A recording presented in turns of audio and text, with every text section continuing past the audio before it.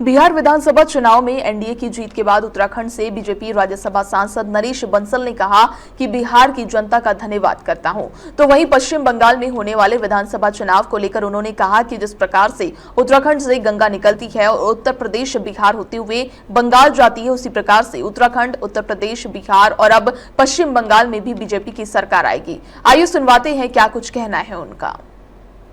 बिहार में एनडीए की सरकार बनने के बाद नया यानी पूरी तरीके से देखा जाए नया गठन को लेकर चर्चाएं चल रही, चाहे एनडीए के सहयोगी दल हों या यानी बीजेपी के वरिष्ठ नेता हों, लगातार चर्चाएं चल रही। ये भी कयास लगाया जा रहा है कि 20 तारीख को शपथ ग्रहण समारोह हो सकता है, लेकिन उससे पहले कौन कौन कैबिनेट में शामिल होगा, इन सब मुद्दों पर हमारे साथ नरेश बंसल है, राज्यसभा सांसद है बीजेपी से, उनसे सर बातचीत करें। सर, क्या कहना चाहेंगे, नया एनडीए की सरकार का गठन होने जा रहा है बिहार में, उसको लेकर क्या कहेंगे? एक निश्चित रूप से संतुलित और विकास करने वाली सरकार बिहार में एनडीए की बनेगी।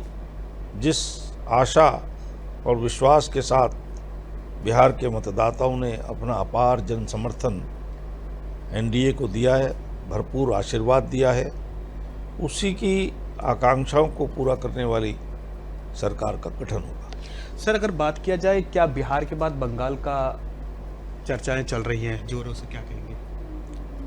देखिए, निश्चित रूप से देवभूमि उत्तराखंड से माँ गंगा का उद्गम होता है और माँ गंगा सबको जीवन देने वाली, जीवनदायिनी और मोक्षदायिनी है।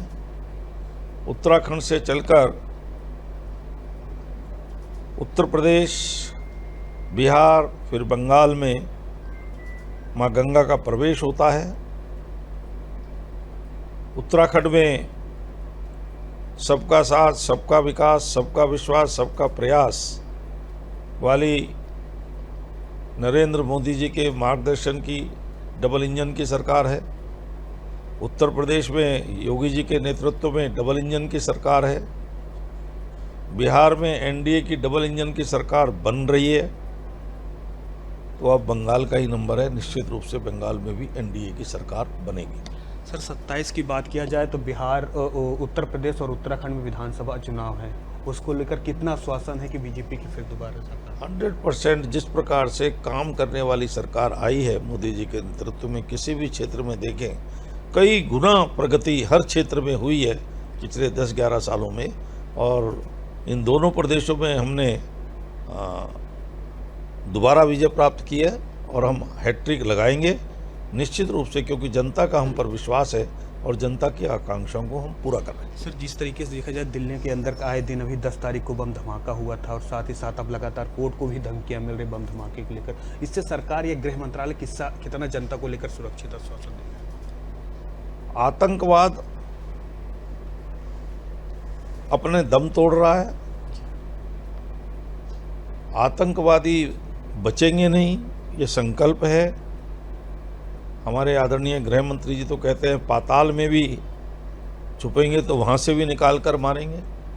इसलिए दम तोड़ते हुए आतंकवाद की ये छटपटाहट है, इस प्रकार की घटनाएं जो उनको संरक्षण देते हैं, समर्थन देते हैं, उनको इस पर पुनर्विचार करना चाहिए। सर, 1 दिसंबर से सत्र शुरू हो रहा है, चाहे लोकसभा हो या राज्यसभा हो, लेकिन विपक्ष का ये भी कहना है कि इस बार हम कई ऐसे सवाल पूछेंगे, सरकार को घेरते नजर आएंगे कि दिल्ली जैसे लाल किले के पास इतना बड़ा हादसा होता है, उसको लेकर आप कैसे करेंगे, कैसे सदन में जवाब देंगे? सर, देखिए, अभी तक का जो रहा है, विपक्ष चर्चा से, डिबेट, डिस्कशन से भागता है और बाहर आकर के मीडिया में अनाप शनाप बोलता है।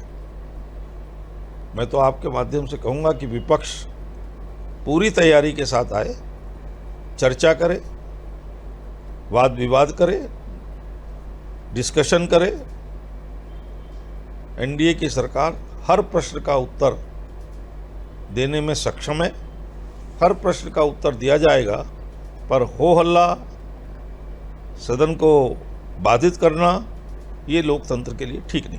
बहुत बहुत धन्यवाद। ये था नरेश बंसल, जिन्होंने साफ तौर से कहा कि सदन को लेकर हर विपक्ष पूरी तरीके से यानी एनडीए पूरी तरीके से जवाब देने के लिए तैयार है। Shivam Pandey, MK news, Delhi.